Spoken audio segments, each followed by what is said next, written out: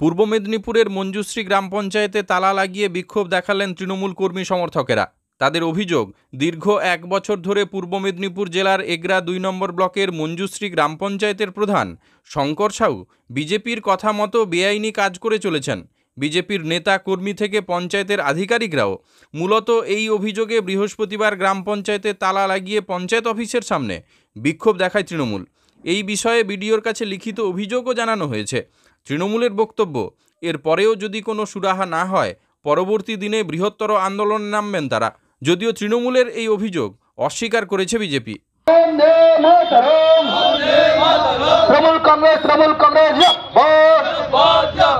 গাছ কেটে বেআইনিভাবে বিক্রি করার টাকা কোথায় গেল?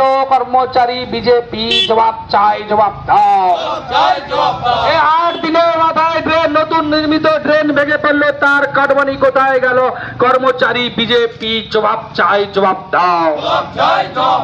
বন্দে মাতরম। আজিকার কাণ্ডে সিবিআই কেন এতদিন ধরে নির্যাতন যারা করেছে, যারা দোষী সাব্যস্ত হয়েছে তাদেরকে শাস্তি দিচ্ছে না? তার বিরুদ্ধে আমাদের লড়াই চলবে। সিবিআই জবাব দাও, জবাব চাই, জবাব দাও।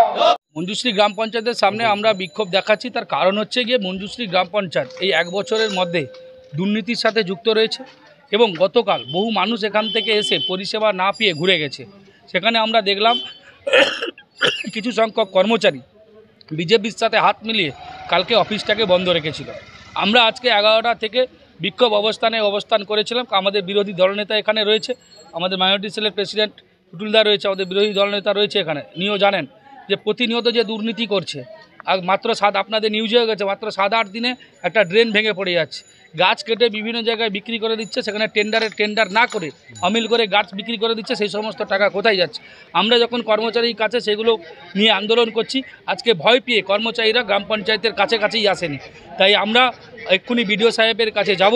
বিডিও সাহেবের কাছে গিয়ে আমরা এই অবস্থান সম্পর্কে সমস্ত তথ্য বিডিও সাহেবের কাছে তুলে ধরব, যাতে এই 2 দিন যে কর্মচারীরা এখানে আসেনি তারা যেন কোনোভাবে সই না করতে পারে, সেই ব্যবস্থা বিডিও সাহেবকে নিতে হবে। যে গ্রাম পঞ্চায়েতের প্রধান যিনি রয়েছেন, যা সরকারি যে কর্মচারী যারা রয়েছেন, আজকে অফিস টাইমে কেন আসছেন না? তারা কেন আসছে না আমরা কি করে বলবো? আমরা তো বিচার চাইছি, আমরা দুর্নীতি চাই না। আমরা সেই জন্যই আন্দোলন করেছিলাম। আমরা অবস্থান করে সামনে বসছি, আমাদের সামনাসামনি এলে সঠিক উত্তর দিলে আমরা ছেড়ে দিতাম, কিন্তু আমাদের সামনে এখনও পর্যন্ত কেউ আসেনি। তারা নিশ্চিতভাবে তৃণমূল কংগ্রেসের এই আন্দোলনকে ভয় পেয়েছে। দুর্নীতিগ্রস্ত মানুষ, তারা দুর্নীতির সাথে যুক্ত রয়েছে, সেই ভয়ে আজকে তৃণমূল কংগ্রেসের অবস্থানের সামনে আসতে ভয় পেয়েছে। আজকে আপনাদের যে দাবিগুলো বলছেন, সেই দাবিগুলো যদি পূরণ না হয় তাহলে আপনারা কী করবেন? আগামী দিনে আমরা বৃহত্তর আন্দোলনে যাব। আগামী দিনে এই মঞ্জুশ্রী অঞ্চল তৃণমূল কংগ্রেস আগামী দিনে বৃহত্তর আন্দোলনে যাবে। তৃণমূল কংগ্রেস আন্দোলন করে কীভাবে দুর্নীতিমুক্ত গ্রাম পঞ্চায়েত তৈরি করতে হয় তা জানে এবং আগামী দিনে এই গ্রাম পঞ্চায়েতকে দুর্নীতিমুক্ত করে ছাড়বে তৃণমূল কংগ্রেস। আগামী দিনে সেই আন্দোলন চলবে। আপনার নাম? রাজকুমার দুয়ারি, ভাইস প্রেসিডেন্ট, এগরা 2 নম্বর ব্লক তৃণমূল কংগ্রেস। যদি কেউ করে থাকে সেটা তৃণমূল কংগ্রেস করেছে। দুর্নীতির আঁতুড়ঘর তৃণমূল কংগ্রেস, সে আবার দুর্নীতির বিরুদ্ধে আন্দোলন করছে। আর ভারতীয় জনতা পার্টি দুর্নীতি করে না, কোনো নথি নেই, কোনো তথ্য নেই তাদের কাছে, ভুলভাল তথ্য এই সমস্ত নিয়ে করছে, মানুষকে উত্তেজিত করছে, উত্তেজনা ছড়াচ্ছে। এলাকায় তৃণমূল কংগ্রেসের পায়ের তলায় মাটি এগরা 2 নম্বর ব্লকে সরে গেছে। সোনার অলংকার মানে আভিজাত্যের অহংকার, চির বিশ্বস্ত, চির নতুন। বেলদার নবতম Tanushree hallmark jewellery house, Belda main road, Punjab ব্যাংকের বিপরীতে, যা আপনাদের সেবায় নিয়োজিত।